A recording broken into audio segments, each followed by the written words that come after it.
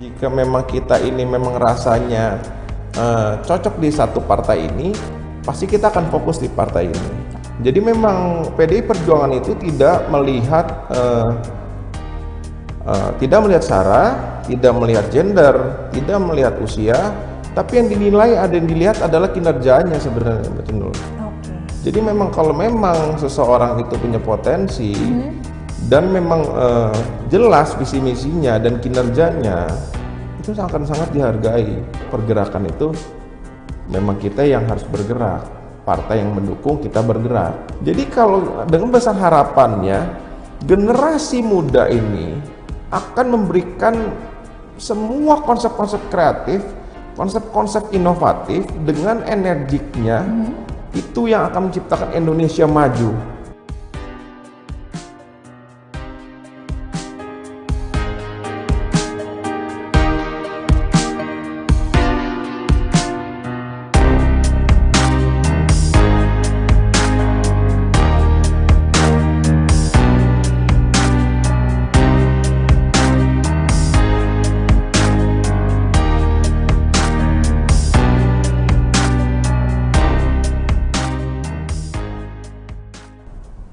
Halo Tribuners, jumpa lagi bersama dengan saya Kusnala Syaifah. Kita masih di Bincang Politik.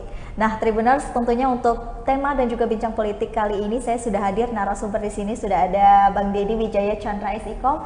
Beliau ini selaku Wakil Ketua DPD PDIP Provinsi Lampung, benar ya Bang? Benar. Oke, selamat sore Bang Deddy, apa Selamat kabar? sore, kabar baik. Gimana Mbak Cendol? Alhamdulillah baik Bang. Baik, ya. Bang Deddy, tentunya kehadiran Bang Deddy di sini itu sangat ditunggu sekali oleh Tribuners ya di rumah, karena hari ini kita akan berbincang dengan Bang Deddy Tribuners berkaitan dengan mengukur kekuatan milenial nih Bang, antusias milenial dalam berpolitik. Baik. Ya. Nah, tapi sebelum kita menuju ke arah sana, Ya. Tribuners di rumah ini pengen tahu nih Bang, keseharian Bang Deddy ini seperti apa sih sehari-harinya, boleh diceritakan dulu. Oke. Hai Tribuners. Sehari-hari itu kegiatan saya biasanya ya seperti orang biasa lah ya. Kita ini Kesibukannya mungkin pengusaha, apa? iya pengusaha juga iya. Saya juga sebagai tokoh agama juga iya. Ya sekarang dibilang politisi juga iya. Ya itulah kesibukan sehari-hari ya. Mencangkup semuanya. Mencangkup semuanya. Oke. Gitu, Mbak. Nah, berarti di PDIP ini selaku di bidang pariwisata, pemuda dan olahraga ya Bang? Betul. Nah, mungkin bisa jelaskan nih Bang, karena ini cukup cukup membuat kita ingin tahu juga nih Bang. Kira-kira di bidang ini apa saja sih mungkin yang dinaungi dan kegiatannya di bidang ini apa aja nih Bang? Oke. Dari namanya aja, dari Wakil Ketua Bidang Pariwisata, Pemuda dan Olahraga. Pariwisata otomatis ya kita punya program-program tentang kepariwisataan. Oke. Itu titik tekannya. Dan juga saya sebagai Wakil Ketua Bidang Pemuda dan Olahraga. Pemuda dan Olahraga ini tidak jauh dikaitkan dengan regenerasinya politisi muda atau regenerasinya PDI Perjuangan lah. Oke. Jadi kurang lebih ya kita ada permainannya, mainnya itu ada di sektor pemuda dan olahraga.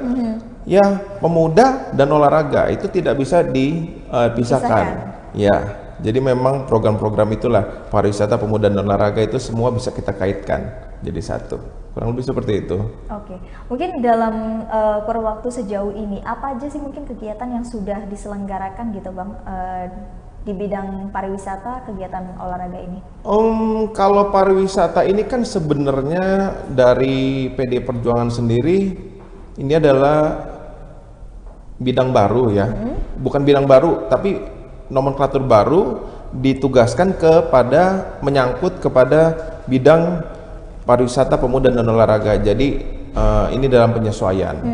Jadi kalau soal pemuda dan olahraganya sudah banyak. Pemuda dan olahraganya sudah banyak. Pemuda dan olahraga sudah banyak, dan beberapa waktu lalu PDI Perjuangan menggiatkan ada pemecahan rekor yang namanya Senam Sicita. Senam Sicita sendiri itu senam cinta tanah air. Itu adalah program yang diciptakan oleh PDI Perjuangan, tapi menjadi senam nasional itu. Wow. Dan itu pemecahan rekor nasional. Dan di Lampung sendiri kemarin kita Bandar Lampung khususnya DPD PDI Perjuangan Provinsi Lampung itu ada 5.000-an orang di PKOR. Banyak banget loh itu Bang. Ya, itu dari segi citanya aja. Dan kalau dari segi pemudanya, kebetulan saya ini adalah istilahnya Dewan Pengarah lah, bapaknya. Saya partai lah, tapi kami sebut komunitas juang. Jadi kami punya Banteng Muda Indonesia, kami punya Repdem Relawan Perjuangan Demokrasi, kami punya Taruna Merah Putih. Itu 3 itu. Dari beberapa milenial yang menaungi tadi nih Bang, berarti kan Abang sudah bercengkrama dengan beberapa teman-teman milenial lainnya. Bagaimana sih Abang melihat progres keinginan anak-anak milenial ini untuk ingin terjun ke dalam dunia politik ini Bang? Kalau sekarang ini yang sudah berani dan sudah menyatakan diri sebagai kadernya partai, ya otomatis antusiasnya sangat tinggi. Antusiasnya sangat tinggi. Apalagi yang sudah militan-militan ya, yang memang sudah arah tujuannya sudah jelas gitu, ingin membawa perubahan, kaum muda yang ingin membawa perubahan, itu sudah antusiasnya sangat tinggi sekali. Kalau bisa dipersenkan atau presentase, kalau di PDIP sendiri itu sudah berapa persen tuh Bang milenialnya? Milenialnya ya. Sekarang ini, waduh, kalau persentase jelas sih saya nggak tahu jelas ya. Tapi cukup banyak lah. Cukup banyak. Nah, tapi kan di sisi lain ada juga nih Bang, mungkin dari milenial yang lain yang belum berkeinginan untuk terjun ke politik nih Bang. Ya, itu mungkin Abang bisa jelaskan apa sih faktor yang mungkin membuat mereka masih takut untuk berpolitik gitu? Nah, ini kan kita ini punya transisi masa ya. Jadi kalau dibilangin kaum muda, pemuda, terus apalagi yang disebut kaum milenial, sebenarnya kita kan punya beberapa step. Kita itu punya generasi yang disebut baby boomers, disebut Gen X, Gen Y, Gen Z.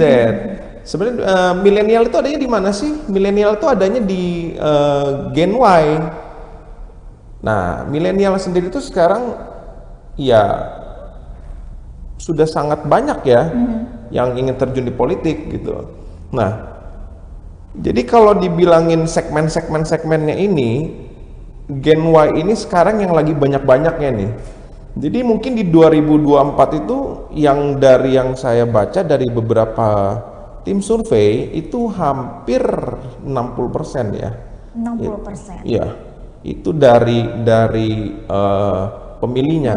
Jadi itu segmen yang sangat baik ini. Jadi memang Gen Y atau generasi milenial ini yang sangat ditunggu-tunggu ini, banyak banget gitu.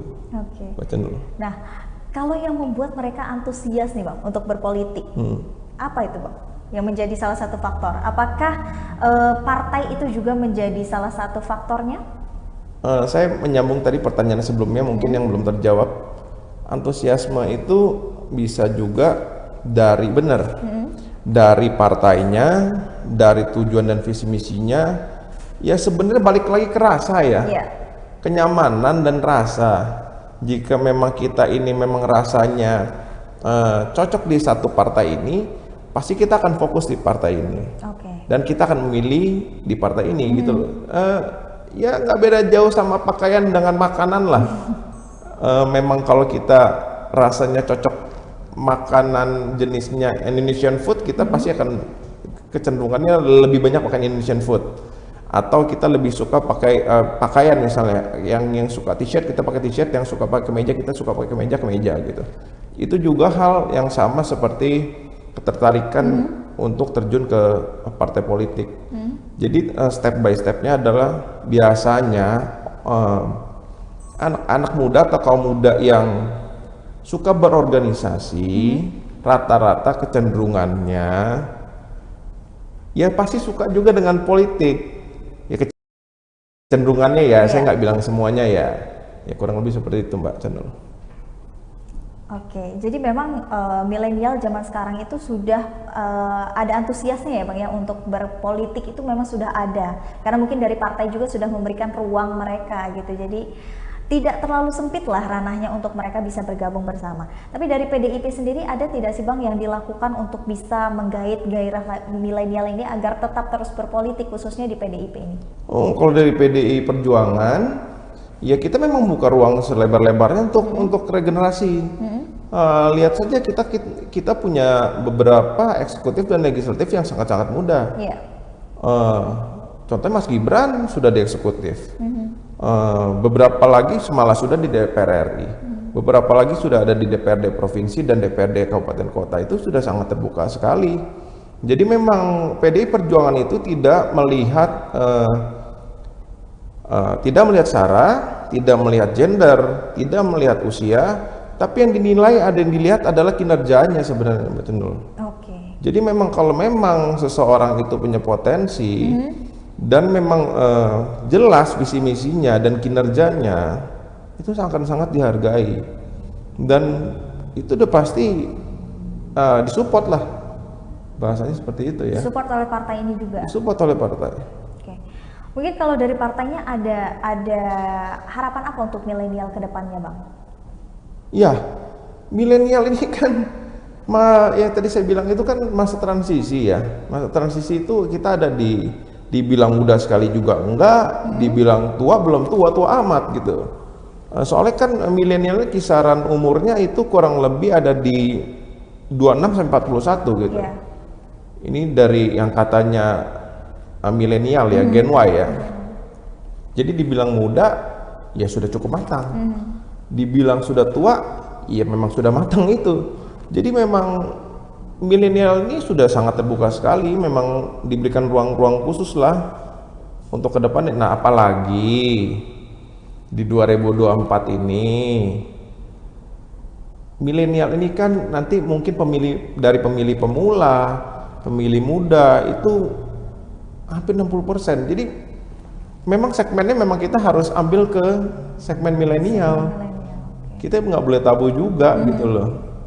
Banyak juga loh milenial yang pintar berpolitik, yang sudah sangat paham banget dalam pergerakan dan keorganisasian. Ya itulah yang diakomodir oleh partai. Oke. Kalau Abang sendiri kan selaku wakil dari bidang pariwisata dan pemuda olahraga tadi Bang. Iya. Ada nggak sih Bang yang memang strategi yang dilakukan nih Bang untuk bisa memberikan bahwasanya milenial ini mampu bersaing di pemilu yang akan datang? Oh, banyak sekali ya. Milenial ini, kaum muda ini kan lebih energik ya. Jadi ya secara kegiatan, secara gerakan memang lebih militan ya. Walaupun memang kalau bicara militan, PDI Perjuangan itu sangat militan semuanya, dari kader, dari elit sampai ke anak ranting pun juga militan, tapi tidak juga menutup kemungkinan kaum mudanya militan. Jadi ya milenial itu pergerakannya melalui program-program mereka kreatif loh. Jadi kalau kaum mudanya PDI Perjuangan ini bisa menyeberang ke bidang-bidang lain. Contohnya, kalau kami ini yang disebut pemuda ini enak, kaum muda ini bisa bekerja sama dengan bidang-bidang lain. Contohnya dengan bidang UMKM, dengan bidang ya otomatis lah dari olahraga juga bisa, dengan kegiatan pemuda nelayannya, pemuda taninya, itu semua segmen bisa masuk, pemuda perekonomiannya.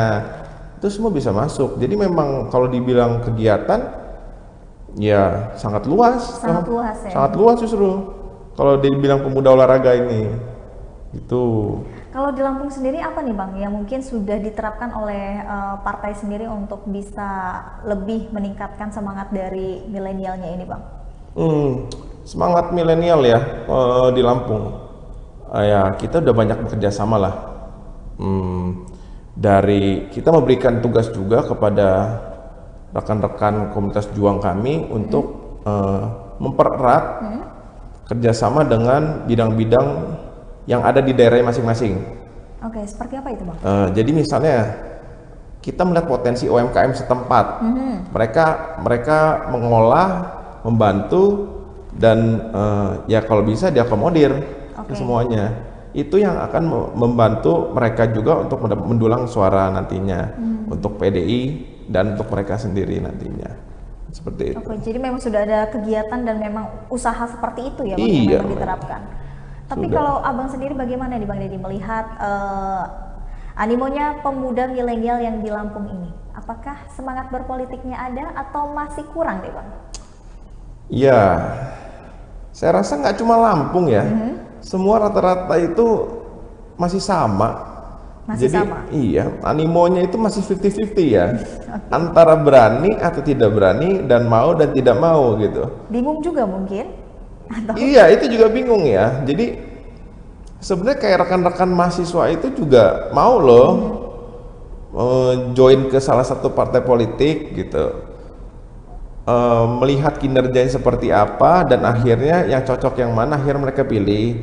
Seperti kami pun juga bergerak ke mahasiswaan, melihat potensi-potensi yang ada dan akhirnya kami sebagian saya rekrut juga ke Banteng Muda Indonesia. Karena memang potensi-potensi itu ya memang ada lahir dan ada di kemahasiswaan.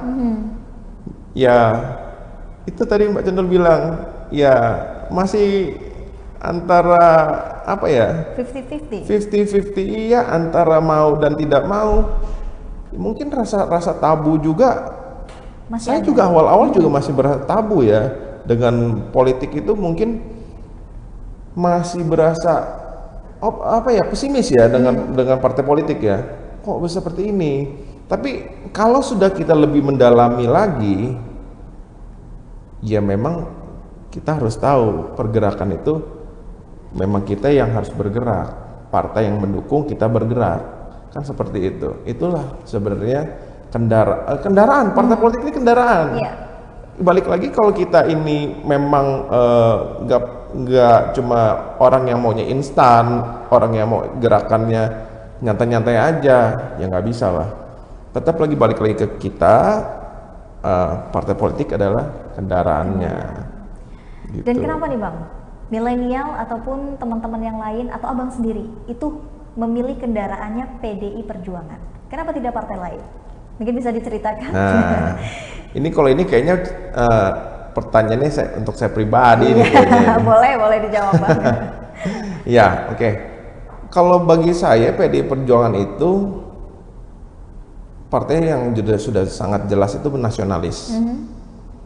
Kenapa saya sebut nasionalis? Karena saya merasakan saya ini keturunan Tionghoa, beragama Buddha, tapi tidak pernah sekalipun ditanya ataupun istilah disenggol-senggol lah masalah itu.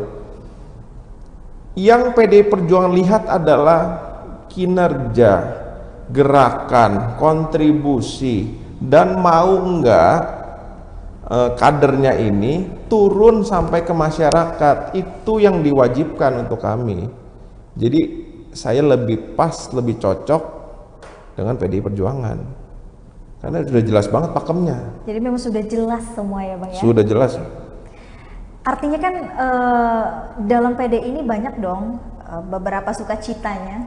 Mungkin bisa diceritakan Bang dengan Tribuners di rumah, apa sih yang mungkin bisa membuat Abang bertahan sampai dengan sekarang, dan juga sukacitanya berpartai itu apa? Berpolitik itu apa? Abang sudah nyaman nih seorang pengusaha nih, kenapa tidak usaha saja? Kenapa mau terjun ke dalam dunia politik? Wah, ini menarik nih. Ini antara pertanyaan antara menjadi seorang politisi dengan entrepreneur ya. Iya. Iya. Inilah seorang Deddy. Kenapa saya bilang seorang Deddy? Karena gini, sebagai seorang warga bangsa, sudah sewajibnya, sudah selayaknya kita juga membaktikan diri kita untuk negara dan bangsa. Kalau kita ini hanya sebagai pengusaha saja, itu kan hanya istilahnya hanya ke dalam kita sendiri. Tapi kalau kita ini di partai politik atau menjadi seorang politisi dan akhirnya kita ini duduk menjadi eksekutif atau legislatif di pos-pos itu, ya kedepannya harapannya adalah kita ini punya kontribusi loh untuk bangsa dan negara. Yang nggak usah jauh-jauh dulu lah, untuk Lampung lah. Yeah. Kita ini seorang putra daerah Lampung yang ingin memajukan daerahnya.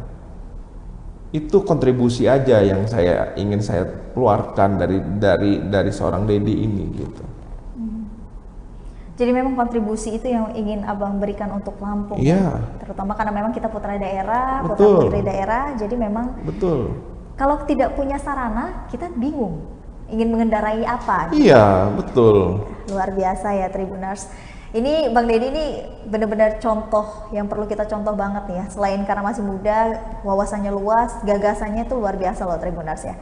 Nih Bang, untuk terakhir mungkin bisa Bang Dedi berikan statement bahwasanya kalau misalkan nih Bang Dedi sendiri ataupun ada generasi milenial lain yang naik menjadi baik itu eksekutif ataupun legislatif, apa sih Bang harapannya? Karena ini kan pemuda nih Bang gitu yang memimpin gitu. Oke. Harapannya adalah gini, pemuda itu kan ya tadi saya udah bilang pemuda itu lebih energik, harusnya lebih energik, lebih inovatif, lebih kreatif. Harusnya kita ini membawa bangsa ini harusnya bisa lebih maju daripada sekarang ini. Kenapa saya bilang seperti itu? SDM Indonesia nggak kalah loh dengan yang lain, dengan negara lain. SDM ya, kita bicara SDM. Apalagi kita ngomong natural resources-nya. Sumber daya alamnya. Indonesia ini apa yang nggak ada di Indonesia? Tapi kalau kita barengi dengan semua sistem yang baik, jika eksekutif dan legislatif berjalan dengan baik, semua sistem diperbaiki, dipermudah, rakyat pun nyaman, semua itu kita akan lebih baik ya. Otomatis investasi dari dalam negeri maupun luar negeri itu akan merasa nyaman di Indonesia, karena Indonesia ini adalah negara yang berkembang malah menuju ke negara maju gitu loh. Jadi kalau dengan besar harapannya generasi muda ini akan memberikan semua konsep-konsep kreatif, konsep-konsep inovatif dengan energiknya. Itu yang akan menciptakan Indonesia maju gitu. Lebih seperti itu ya, channel. Nah Bang, kalau Bang Dedi melihat sendiri, apa sih hal yang krusial ya mungkin yang terjadi permasalahan di pemuda Indonesia bahkan atau pemuda Lampung nih Bang, secara garis sempitnya, untuk mereka ingin berpolitik, hal krusial apa yang? Kalau bilang krusial itu gini ya, bagi saya pemuda itu kebanyakan Mbak Cenul, itu lebih ke arah mainnya itu ada di zona nyaman, nyaman, aman, apalagi sekarang gadget yang punya pengaruh besar ya. Saya nggak bilang gadget salah, tapi kita lebih ke arah nyaman, aman, nggak berani untuk ambil resiko. Itu loh yang harusnya kita cermati lah. Makanya daripada itu saya lebih ingin seorang Dedi ini harus berbuat apa gitu loh. Kita ini sebagai seorang warga bangsa harus berbuat yang terbaik. Itu hak dan kewajiban loh. Sebagai seorang warga bangsa mempunyai peran serta dalam membangun bangsanya. Gitu. Jangan hanya kita ini berani duduk diam, duduk nyaman, enak-enakan, ya janganlah. Untuk generasi muda seperti itu. Gitu, jadi memang hal-hal yang krusial di anak milenial dan juga pemuda itu masih seputar zona nyaman tadi ya Bang? Iya. Dan mungkin tidak berani untuk keluar karena memang mungkin ketidaktahuan juga, tapi nggak berani juga mungkin. Banyak faktor ya Tribuners yang mungkin bisa menjadi hal-hal tersebut terjadi di kalangan anak-anak muda dan juga milenial. Nah Bang Dedi kan selaku tadi wakil ketua ya Bang ya? Betul. Wakil ketua DPD PDI Perjuangan Lampung. Ini menaungi di bidang pariwisata, pemuda dan olahraga. Apa sih Bang harapannya untuk pemilu 2024 nanti yang akan datang? Ya, kalau harapannya ya otomatis PDI Perjuangan menang. Itu yang paling pertama, yang paling itu adalah PR kita bersama. PR-nya semua kader PDI Perjuangan. Tapi harapannya lagi semua kader PDI Perjuangan seperti yang Ibu Ketua Umum bicarakan di dalam HUT PDI Perjuangan ke-50 tahun kemarin, itu Ibu Ketua Umum ngomong berkali-kali, bicara berkali-kali untuk kami kader harus dan wajib turun ke masyarakat. Jadi ya harapannya itu kita semua rajin-rajinlah turun ke masyarakat. Ya otomatis harapannya kalau kami ini terjun semua ke masyarakat, mengenal kami semua, PDI Perjuangan seperti apa yang dikatakan, bahwa PDI Perjuangan adalah partai wong cilik, partai yang bermasyarakat, partai nasionalis, itu semua terbukti. Dan harapannya ke depan 2024 memang PDI Perjuangan yang akan memenangkan kontestasi politik gitu loh. Itu harapannya. Jadi memang harapannya pada pemilu 2024 nanti PDIP ini bisa menjadi pemenang partainya ya Bang ya, dan juga diharapkan kader-kader dari PDI bisa maju gitu. Bisa maju. Terutama juga terkhusus untuk Bang Deddy sendiri. Amin.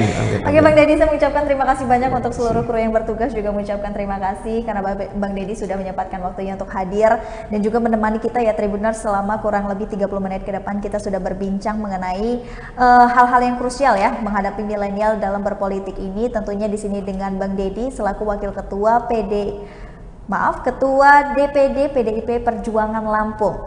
Dan saya juga mengucapkan terima kasih untuk Tribuners yang sudah menyaksikan tayangan Bincang Politik. Masih bersama di sini dengan saya Kusnul Asyaifah. Pamit undur diri, terima kasih dan sampai jumpa.